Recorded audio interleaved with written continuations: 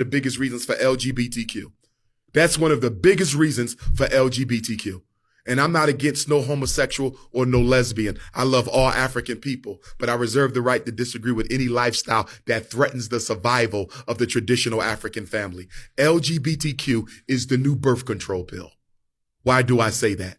2 men cannot reproduce. 2 women cannot reproduce. And now they're even transgenderizing our children. Do you know what that means? They're manipulating and indoctrinating African children to undergo sexual surgery so they'll never be able to reproduce again. When Dwayne Wade, whose son is now legally had his birth certificate changed. He's legally a girl. Yeah.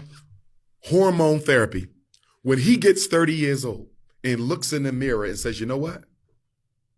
I don't like living like this no more. I want to go back to being what God made me, a man. I want to get a wife and I want to have children. We only got one problem, don't we? Your reproductive is gone.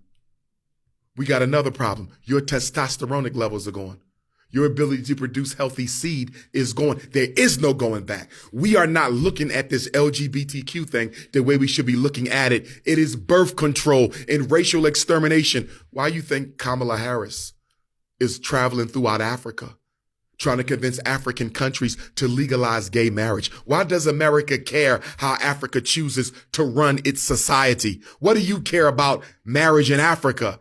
Because if we can invade African culture to the point where we can manipulate African children into same-sex relationships or outright transgenderism, which is the extermination of your bloodline, we can start predicting the reduction of the African population. They'll never be able to get rid of all African people, but they can damn sure make a dent in our numbers. But more than that, they can disrupt the natural, traditional, healthy, cultural way that we live our lives, build our families, and run our societies. LGBTQ is one of the greatest weapons of white supremacy against the survival of African people.